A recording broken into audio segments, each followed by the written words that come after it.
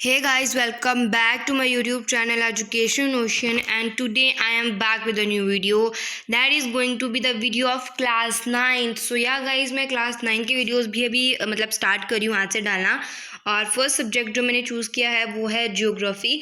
तो guys YouTube पे पहले ही बहुत सारे वीडियोस अवेलेबल हैं, बहुत सारे टॉपिक्स के बहुत ही अच्छे अच्छे टीचर्स पढ़ाते हैं। तो मैंने जो भी मतलब समझा वही मैं इस वीडियो में एक्सप्लेन करूँगी, उन्हीं टीचर से समझा है। और ये मेरे टीचर्स और वो जितने भी टीचर हैं मतलब उनका ये।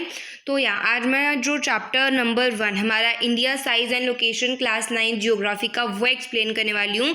तो स्लाइड से इसलिए नहीं कर रही क्योंकि स्लाइड बनाने में बहुत टाइम लग जाता है और मुझे अपनी स्टडीज़ भी कैरी ऑन करनी होती हैं, तो इसलिए थोड़ा सा मैं इसे करूँगी। और चलिए स्टार्ट करते हैं। And one more thing, like share subscribe, आपको पता ही है क्या क्या करना है, तो वो तो सब आप कर ही दोगे। तो स्टार्ट करते हैं इंडिया साइज एंड लोकेशन, जो हमारा फर्स्ट चैप्टर होने वाला है क्लास 9th में ज्योग्राफी का। तो ज्योग्राफी में मैं इस चैप्टर की भी लाइन बाय लाइन एक्सप्लेनेशन दूंगी। सिंस क्लास 9 में जो चैप्टर्स की लेंथ है वो 8th के मुकाबले थोड़ी सी लॉन्ग है, तो थोड़ा टाइम लगेगा हमें लाइन बाय लाइन एक्सप्लेनेशन करने में। तो चलिए स्टार्ट करते हैं। इंडिया साइज़ एंड लोकेशन, तो मतलब नाम से ही पता चल रहा है कि चैप्टर में क्या पढ़ने वाले हैं। इंडिया की साइज़ के बारे में पढ़ने वाले हैं और इंडिया के लोकेशन के बारे में पढ़ने वाले हैं। आपको पता ही है इंडिया का साइज़ क्या, मतलब what is all about size, कि हमारा लैंड मास क्या रहेगा, हम लोग किस तरीके से हमारी जो इतनी भी कोस्ट लाइन्स रहेंगी, बाउंड्रीज रहेंगी, हमारे टाइम टैक्स के बारे में, इन सब चीज़ों के बारे में पढ़ेंगे। उसके बाद हम पढ़ेंगे लोकेशन में। तो लोकेशन कहाँ है India, where is India originally, कौन से हेमिस्फेयर में, लॉन्गिट्यूड लैटिट्यूड सब कुछ करने वाले हैं। तो चलिए स्टार्ट करते हैं। तो India is one of the ancient, चलिए स्टार्ट करते हैं रीडिंग करना। India is one of the ancient civilizations in the world, ये तो आपको पता ही है, ये तो हमने कब से पढ़ रहे हैं कि जो इंडिया है वो बहुत ही पुरानी सभ्यताओं में से एक मानी जाती है। मतलब कि India is one of the ancient civilization, यानी इंडिया बहुत ही पुरानी सभ्यता है, बहुत सालों से चली आ रही है और बहुत ही वक्त से हमारे यहाँ पे लोग रह भी रहे हैं। It has achieve multifaceted socio economic progress during the last 5 decades. India ने मल्टीफेशियल यानी कि डिफरेंट फील्ड्स में सोशो इकोनॉमिक होता है, सोशली और इकोनॉमिकली बहुत सारी प्रोग्रेस देखी है इन द लास्ट 50 और इन द लास्ट 50 ईयर्स, यानी 5 डिकेड्स यानी कि 50 ईयर्स, ये तो आपको पता ही होगा। तो जो लास्ट 50 ईयर्स है इसमें इंडिया ने बहुत सारी अलग अलग फील्ड्स में अपनी प्रोग्रेस शो करी है। It has moved forward, displaying remarkable progress in the field of agriculture, industry, technology and overall economic development. तो हमारे हिंदुस्तान ने बहुत सारी फील्ड्स में अपनी प्रोग्रेस दिखाई है। जैसा कि आपको पता है एग्रीकल्चर में आज हमारा इंडिया बहुत आगे है। इंडस्ट्रियल सेक्टर में इंडिया ने पिछले 50 वर्षों में बहुत उन्नति दिखाई है। टेक्नोलॉजी हो, मतलब कि मैक्सिमम जितने भी सेक्टर्स, हमारे प्राइमरी सेक्टर हो, सेकेंडरी सेक्टर हो, टर्शरी सेक्टर हो, जो इंडिया के अंदर बात करेंगे, और इवन फॉरेन अफेयर्स में भी इंडिया ने बहुत अच्छा रोल प्ले किया है। मतलब ओवरऑल इकोनॉमिक डेवलपमेंट, मतलब कि पूरा जो हमारा इकोनॉमी थी वो बहुत ही ज़्यादा, जैसे जीडीपी रेट होता है, ये सब चीज़ें बहुत अच्छा इंप्रूव हुआ है। लेकिन आपको पता है अब तो कोरोना वायरस की वजह से थोड़ा सा हो गया, लेकिन हाँ हमने 50 जो ईयर्स है इनमें बहुत कुछ अचीव करा है। India has also contributed significantly to the making of world history. अब क्वेश्चन अराइज होता है कि वर्ल्ड हिस्ट्री बनाने में इंडिया का क्या सहयोग है। तो आपको पता होगा इंडिया इंडियन ओशन में लाई करता है, जो उसका नीचे वाला मैक्सिमम पार्ट है साउदर्न पार्ट है। तो जो सदर्न पार्ट है बेसिकली क्या है कि जब भी कोई ट्रेड करना होता था अफ्रीकन कंट्रीज़ को या यूरोपियन कंट्रीज़ को भी, या फिर मतलब एशिया की ही कंट्रीज़ को या किसी भी कंट्री को जब ट्रेड करना होता था किसी दूसरी कंट्री के साथ, और उन्हें जब इंडियन ओशन के साथ मतलब वहाँ से गुजरना पड़ता था, तो ऑटोमेटिकली वो इंडिया से तो वहाँ जाएंगे, वो टाइम टू टाइम उनको रेस्ट लेनी पड़ेगी। और इसी वजह से उनके ट्रेड में, उनके सब मतलब कि ट्रेड में पुराने ज़माने में भी क्या आज के टाइम पे भी, इससे इंडिया ने वर्ल्ड हिस्ट्री बनाने में भी बहुत ज़्यादा सहयोग दिया है। अगला है लोकेशन। तो लोकेशन बेसिकली क्या है इंडिया की, अभी ये हम समझते हैं। India is a vast country, ये तो पता ही है, इंडिया बहुत ही बड़ा देश है। Lying entirely in the northern hemisphere, the mainland extends between latitudes 8 degree 4 minute north and 37 degree 6 minute north, and longitude 68 degree 7 minute east and 97 degree 25 minute east। तो ये हमारा लैटिट्यूडनल और लॉन्गिट्यूडनल एक्सटेंड है। पहले हम ग्लोब पे चलेंगे और वहाँ पे हम देखेंगे कि बेसिकली सारी चीज़ें हैं क्या। तो मैं आपको बताती हूँ, जैसे फॉर एग्जांपल तो लेट्स सपोज कि ये ही हमारा ग्लोब है क्या, सपोज क्या करना है, यही हमारा ग्लोब है। तो देखिए इस तरह से हमारा जो अर्थ है, आपको पता है कि इमेजिनरी लाइन को हमने जितने भी ज्योग्राफिकल जो भी आपने कहीं ज्योग्राफी से रिलेटेड कुछ भी करा होगा तो पता होगा आपको कि 0 डिग्री यानी ये जो लाइन ऑफ लैटिट्यूड है इसे हम बोलते हैं 0 डिग्री लैटिट्यूड और इसे इक्वेटर भी बोलते हैं। तो आपको एक और टेक्निक तो पता ही है, वैसे भी मैं बता ही देती हूँ, फिर भी जो लेटिवी लाइन्स हैं उन्हें लैटिट्यूड्स कहते हैं और जो लंबी लंबी सी लॉन्ग लाइन्स है जो लंबे हैं इस तरह से हैं उन्हें लॉन्गिट्यूड्स कहा जाता है। ये तो आपको पता है, सभी टीचर्स और पेरेंट्स मतलब सभी बता ही देते हैं हमें कि ऐसा ऐसा टेक्निक होता है, सभी के टीचर्स ने ऑब्वियसली बताया होगा। तो ये जो लाइन है 0 डिग्री के इक्वेटर की, ये क्या करती है, एक इमेजिनरी लाइन है जो हमारे अर्थ को 2 इक्वल पार्ट्स में डिवाइड कर देती है। जो अपर पार्ट है उसे नॉर्दर्न हेमिस्फीयर बोलते हैं और जो नीचे वाला पार्ट है उसे साउदर्न हेमिस्फीयर बोला जाता है। I hope it's clear. और जो ऊपर वाला पार्ट है जिसे नॉर्दर्न हेमिस्फीयर बोला जाता है उसमें जो येलो कलर का आपको दिख रहा होगा, येलो कलर का एशिया में ये हमारा इंडिया है और यहीं से क्लियर हो गया कि हमारा इंडिया नॉर्दर्न हेमिस्फीयर में लाई करता है। उसके बाद कि अब हमने ये तो लैटिट्यूड्स के लिए बोला ना, लैटिट्यूड्स के लिए हम बोलते हैं कि नॉर्थ में या साउथ में है, लेकिन अगर हम लॉन्गिट्यूड्स की बात करें तो यहाँ पे भी आपको दिख रहा होगा 0 डिग्री, देखिए इस तरह से।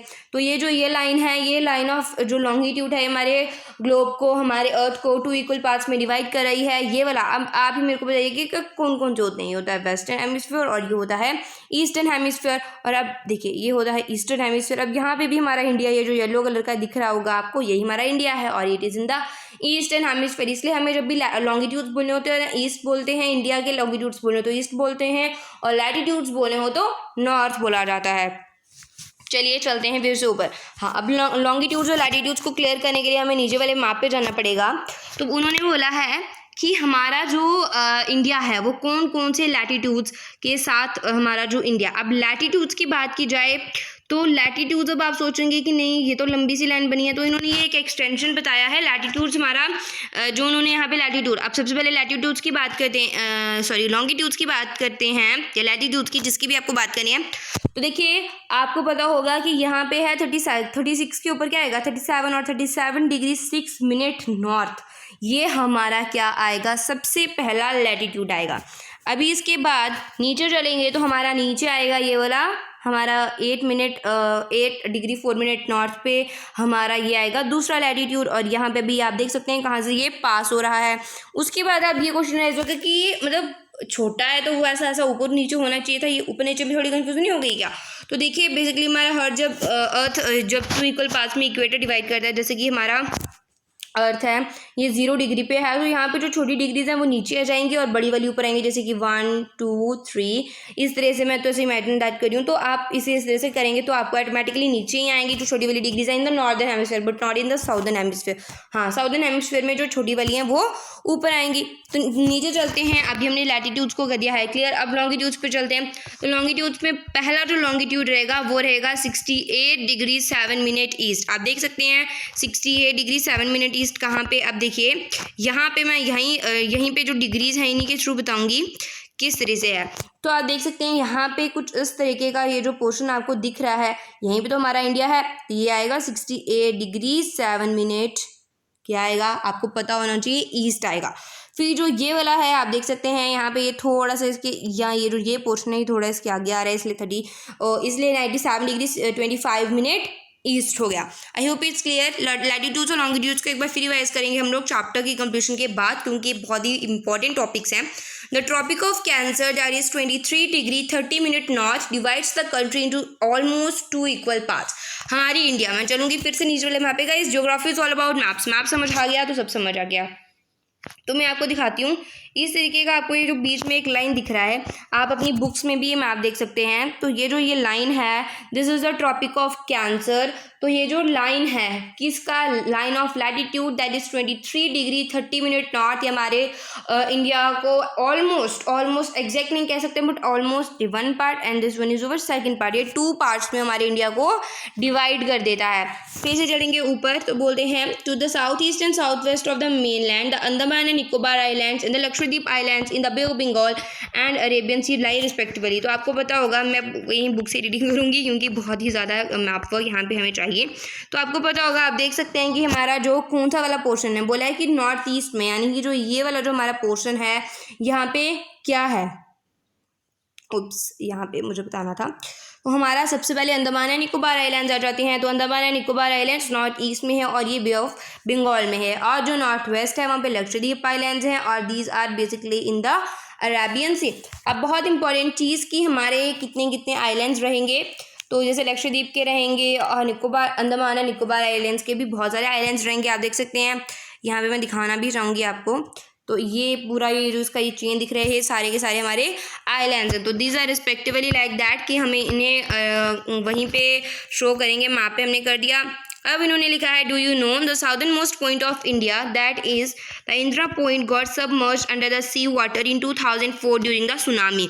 तो जब 2004 में सुनामी आई थी, जो इंदिरा पॉइंट था हमारा किसका, इंडियन यूनियन का, यानी हमारे भारत का जो हिस्सा था Indira point, that was completely submerged in water. 2004 में सुनामी आई थी। डेट याद रखिएगा, कभी भी कॉम्पिटिटिव एग्जाम्स में पूछी जा सकती है कि 2004 में सुनामी आई थी और उसमें हमारा एक बहुत इंपॉर्टेंट पार्ट इंडिया का यानी कि इंदिरा पॉइंट सबमर्ज हो गया था। चलिए नीचे है size the land mass of India has an area of 3.28 million square kilometre. हमारे अर्थ का हमारे इंडिया का जो टोटल एरिया है वो है 3.28 मिलियन स्क्वायर किलोमीटर। याद रखेंगे 3.28 million square kilometre. India's total area accounts for about 2.4% of the total geographical area of the world. तो बोल रहे हैं कि जो हमारा इंडिया है, इंडिया का जो हमारा मतलब टोटल, जैसे कि अगर हम बात करते हैं ये पूरा, अगर हम जैसे माने कि पूरी दुनिया है जिसमें मतलब जी ये सिर्फ अब हम लैंड की बात करें, इसमें ये सिर्फ जो लैंड है इसमें हमारा जो 2.4% है वो किसने ऑक्युपाई किया हुआ है, इंडिया ने ऑक्युपाई किया हुआ है। तो फिगर 1.2 में ठहर के चलते हैं, पहले हम ये देख लेते हैं। India as a land boundary, तो फिर से मैप पे चलना पड़ेगा, उससे पहले फिगर ये जो भी है हमारी 1.2 देख लेते हैं। तो देखिए इन्होंने यहाँ पे इसमें एरियाज बताए हैं, जैसे कि रशिया का एरिया है 17.09, 17.09, कनाडा का है 9.98, देन यूएसए का ये वाला, फिर इसका ये वाला, इसका ये जो एरियाज इन्होंने बताए हैं, इसके आगे गाइस मिलियन स्क्वायर किलोमीटर ऐसे याद रखिएगा। तो इन्होंने एरियाज बताए हैं और बार डायग्राम के थ्रू इन्होंने शो करा है। नीचे चल के फिर मैं मैप पे दिखाती हूँ। बोला है India has a land boundary. अब इंडिया की जो लैंड बाउंड्री है वो कितनी है, 15,200। हमारे इंडिया की लैंड बाउंड्री है 15,200, यानी कि इस तरीके का कुछ ये जितना भी जो पोर्शन हमारा लैंड में आ रहा है ये कितना है, इट इज़ टोटली 15,200 किलोमीटर्स। ये टोटल एरिया 15,200 किलोमीटर्स आता है। उसके बाद ये सिर्फ बाउंड्री की बात की गई है। ये जो बाउंड्री बनी हुई है ना, दिख रही है आपको, जो ये इसकी बात की गई है। और 7th लार्जेस्ट हमारी इंडिया है एरिया वाइज पूरी दुनिया में, और पॉपुलेशन वाइज ये आपको पता ही है, तो यह है सेकेंड वन। तो उसके बाद है जो वाटर में, आप वाटर में जो ब्लू लाइन से इन्होंने इंडिकेट करा हुआ है, ये जो वाटर में हमारी ये देख सकते हैं आप, ये जो बाउंड्री है, और ये जो हमारे अंडमान एंड निकोबार आइलैंड्स जितने भी हैं इनकी भी जो बाउंड्री है, इसको मिला करके जो हमारी टोटल बाउंड्री बनती है वो कितनी होगी, दैट वन इज 7,516.6 7,516.6 क्या किलोमीटर्स, कितना है, इतना किलोमीटर इसका टोटल जो हम बाउंड्री की लेंथ बोल सकते हैं कोस्ट लाइन की है। India is bounded by the young fold mountains in the north west. तो इस लाइन को, इस पैरा को मैं जनरली एक्सप्लेन कर रही हूँ कि मैप पे ही चलना पड़ेगा हमें फिर से। चलिए, तो हमारा जो नॉर्थ का है, वेस्ट है, यानी कि जो ये पोर्शन है हमारे इंडिया का, यहाँ पे यंगफॉल माउंटेन्स हैं, फिर नॉर्थ में इस पोर्शन में भी हैं, और फिर यहाँ पे भी थोड़े बहुत सारे मिलते हैं हमें। यंगफॉल माउंटेन्स किसे कहा गया है, जो हमारे हिमालयाज़ हैं, क्योंकि ये बनते रहते हैं। जैसे कि एक पहाड़ी है, उसके ऊपर जब स्नो गिरेगी तो वो एक लेयर, फिर दूसरी, तीसरी, ऐसे करते लेयर्स पे लेयर्स जब आती रहती हैं तो वो यंगफॉल माउंटेन्स इन्हें बोला जाता है। और ये बोला गया है। अब एक और चीज़ गाइस, आप देख सकते हैं कि हमारा जो इंडिया है वो बेसिकली क्या है कि हमारा जो इंडिया है उसमें ऑटोमेटिकली आपको एक चीज़ देखने को मिलती है कि मतलब जो हमारा जो इंडिया है वो अपर पोर्शन से वो थोड़ा सा मतलब नैरो है। नैरो आप समझ सकते हैं ना क्या है। तो मतलब यहाँ पे जो इसका ये एक्सटेंशन है, नीचे जाके वो थोड़ा सा चौड़ा हो जाता है, वाइड हो जाता है। तो बोलते हैं कि यही जो चीज़ है, तो मतलब हमारा जो साउथ है अबाउट 22 डिग्री का जो हमारे पूरे साउथ में गैप है कि हमारा जो ये जैसे लाइक दिस, तो हमारे यहाँ पे जैसे ये इन्होंने इस चीज़ की बात की हुई है कि इसको 22 डिग्री बोला गया है कि इसमें इतना 22 डिग्रीज का गैप है।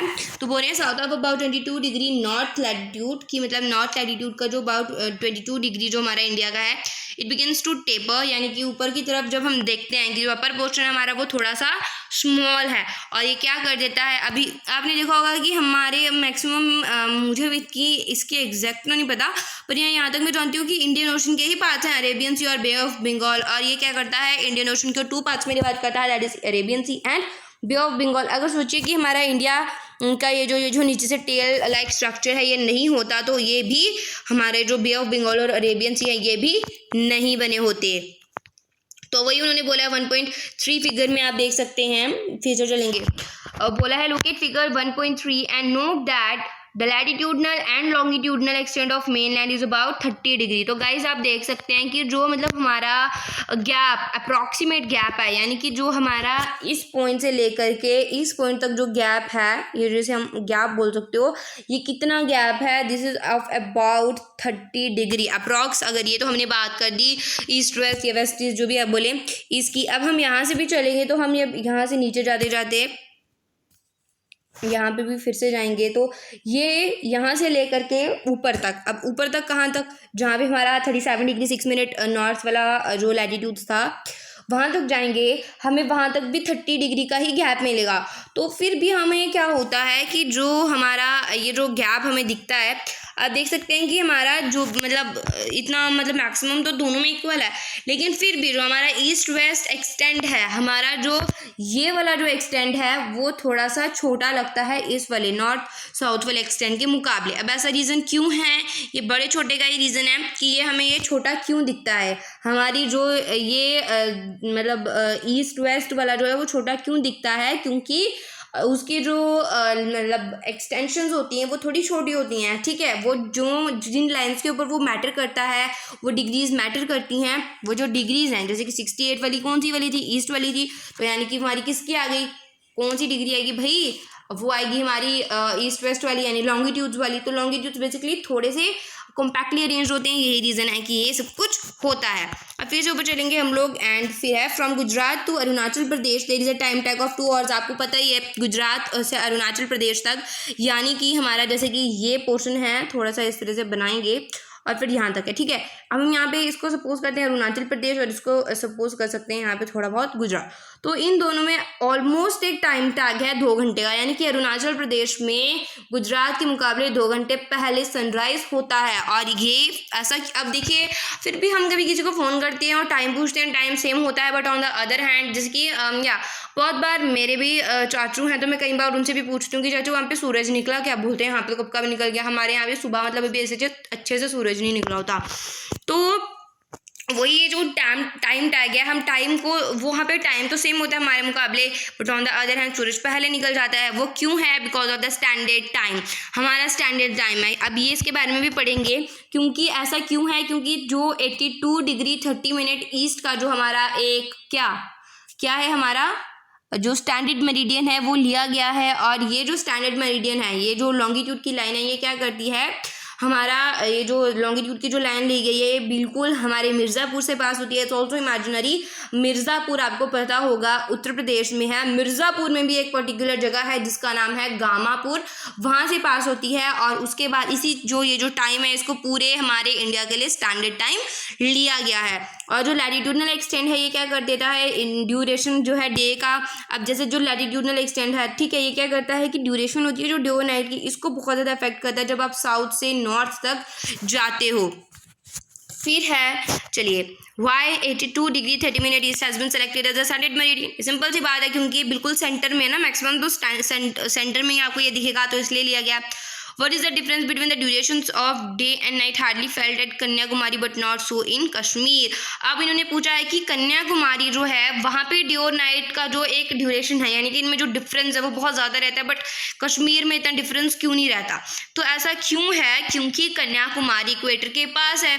अब आपको ही पता लगाना है कि इक्वेटर के पास है तो क्यों, क्योंकि हम पिछले क्लास में सब कुछ पढ़ के आए हैं। India and the world land mass has अभी नेक्स्ट टॉपिक है India and the world land mass has central location between the east and the west Asia. यानी कि जो हमारा इंडियन लैंड मास है, जो इंडिया है, इसकी सेंट्रल लोकेशन है किसके बीच में, ईस्ट और वेस्ट एशिया के बीच में। जैसे कि ये हमारा, वेट मैं आपको दिखा देती हूँ। जैसे कि अगर हम लेट्स सपोज कि ऊपर ही चलते हैं, मेरी पेंटिंग दिखाने से अच्छा, या तो हमारा जो इंडिया है इसकी सेंट्रल लोकेशन है कहाँ पे, has a central location between east and west Asia. अब मैं इसको जूम इन करके दिखाऊंगी आपको। तो या आप देख सकते हैं कि ये हमारा एशिया है। अब हमारा कौन कौन सा पार्ट है आपको पता है, ये ईस्ट है और ये वेस्ट है। तो ईस्ट और वेस्ट में हमारे इंडिया की एक सेंट्रल लोकेशन है और ये जो सेंट्रल लोकेशन है इंडिया को बहुत ही ज़्यादा प्रोमिनेंट बना देती है, बहुत ही ज़्यादा वाइटल बना देती है। India is a southward extension of Asian continent. Southward ये एक्सटेंशन है, मतलब साउथ की तरफ हमारा इंडिया एशिया को एक्सटेंड कर रहा है। The trans Indian Ocean routes, मतलब कि जो हमारे इंडियन ओशन की जो रूट्स हैं जो बहुत टाइम से चली आ रही हैं, जो क्या करती हैं, जो यूरोप की कंट्रीज़ को वेस्ट में और and the countries of East Asia, the Indian Ocean which connect the countries of Europe in the west and the countries of East Asia। तो क्या होता है कि जो हमारी कंट्रीज़ हैं यूरोप की क्या कर देती हैं कि ये जो हमारी वेस्ट एशिया है, यानी कि आपको पता होगा जो ये वाला रूट है ये यूरोप को तो जोड़ देता है, फिर साथ में यहाँ पे ये जो रीजन्स हैं इनको भी जोड़ देता है। तो उसकी वजह से क्या हो रहा था कि बहुत ही प्रोमिनेंट जो रोल है वो इंडिया को मिल जाता है, इन सभी चीज़ों में प्रोमिनेंट एक जो प्लेस है वो इंडिया को मिल जाती है। और ये प्रोवाइड करता है स्ट्रैटेजिक सेंट्रल लोकेशन, मतलब कि हमारा जो वेस्टर्न पार्ट है उसको भी ये इसे जोड़ रहा है। और यहाँ जो ईस्ट की कंट्रीज़ हैं, अब अगर हम यहाँ से लैंड रूट से ना जाएं तो हमें वाटर रूट से इस तरह से यहाँ पे आकर के हमें ये ईस्ट से जोड़ रहा है यूरोप को हमारे इंडिया से। हमारा जो ये इंडिया ये जोड़ रहा है क्योंकि अब यहाँ से भी आप जा सकते हो, फिर भी यहाँ से यहाँ से पास होकर के भी जा सकते हो। तो I hope it is clear. फिर चलेंगे बहुत या तो हम पहुंच गए थे ट्रांस, हमने ये पढ़ लिया। उसके बाद है note that the Deccan peninsula the countries of Europe in the west and the countries of east in known that Deccan Peninsula protrudes into the Indian Ocean। तो आपको पता होगा कि जो हमारा डेक्कन पेनिनसुला है वो क्या होता है, पेनिनसुला क्या होता है कि जो डेक्कन पेनिनसुला मतलब यही जो पेनिनसुला रीजन कहाँ पे, वेस्ट बंगाल वाली साइड में, इट्स द डेल्टा रीजन। जो हमारा डेक्कन पेनिनसुला आ जाता है, जैसे कि ये वाली ये वाली स्टेट्स हमारी इस रीजन में आ जाती हैं, उनमें जो डेक्कन पेनिनसुला ये क्या कर देता है कि यहीं से हमारी जो रिवर्स हैं वो कहाँ और प्रोट्रूड हो जाती हैं इंडियन ओशियन में। तो इसकी वजह से वेस्ट एशिया से भी हमें बहुत अच्छा एक मतलब ज़रिया मिल जाता है, उनके साथ भी हम अच्छे से कनेक्ट कर पाते हैं। Africa and Europe from the west coast and with south. Okay, ये तो पता ही आपको कि अफ्रीका और यूरोप से हमें वेस्टर्न कोस्ट से मिल जाएगा।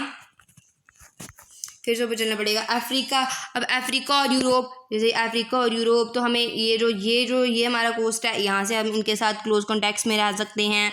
और उसके बाद साउथ ईस्ट से हम ईस्ट एशिया के साथ रह सकते हैं, जो ये पूरा ईस्ट एशिया है इसके साथ हम अच्छे से कनेक्शंस बनाए रख सकते हैं। तो बोलते हैं no other country has a long coastline in the Indian Ocean as India has indeed. तो बोलते हैं कि किसी और देश का, आप देख सकते हो कि किसी और देश का इतना लंबा कोस्ट लाइन है ही नहीं है इंडियन ओशन में, मतलब बाकी ओशन में हो सकता है लेकिन इंडियन ओशन में तो नहीं है। तो इंडियन ओशन में ये देखो कितना लंबा कोस्ट लाइन है इंडिया का, तो और किसी कंट्री के पास इतना लंबा कोस्ट लाइन नहीं है। और यही शायद रीज़न है कि इंडिया के पास बहुत ही prominent position at the time है। या उसके बाद है कि इसी वजह से कि हमारा कोस्ट लाइन सबसे ज़्यादा इंडियन ओशन में है, और यही एक कारण है कि हमारा जो इंडिया है इसी के नाम के ऊपर ही इंडियन ओशन का नाम भी पड़ गया है। सो गाइज़ आज हम अब यहीं तक ही रखेंगे अपने टॉपिक को, क्योंकि वीडियो थोड़ा सा लंबा हो जाएगा, फिर आपको भी देखने का मज़ा नहीं आएगा। तो अगले वीडियो में फिर मुलाकात होगी एक न्यू टॉपिक के साथ। अब तक के लिए जो भी ये इस वीडियो में डिस्कस किया हमने, इसको अच्छे तरह से डिटेल स्टडी करिएगा, क्योंकि ये चैप्टर देखने में बहुत ही आसान लगता है कि नहीं यार कुछ नहीं हो जाएगा, क्या है इसमें, लैटिट्यूड याद कर दिए, लॉन्गिट्यूड याद कर दिए, बस ईस्ट वेस्ट नॉर्थ साउथ ये याद कर दिया, बाकी कुछ है ही नहीं इसमें। तो गाइस अगर हम इस चैप्टर की डिटेलिंग में जाएंगे ना, बहुत कुछ है इस चैप्टर में, तो इसे हम ध्यान से समझने की कोशिश करेंगे। Till that stay home stay safe, pandemic से आपको बच के रहना है, बिल्कुल भी घर से बाहर मत निकलो, मतलब कि मेरी तरह जो भी आपको काम मिलता है करते जाओ, बट हाँ घर से बाहर बिल्कुल ही निकलना, मतलब कतई नहीं निकलना घर से बाहर। So till that have a nice time, stay home stay safe and enjoy your all the time in lockdown, but yeah don't forget to study. Bye bye.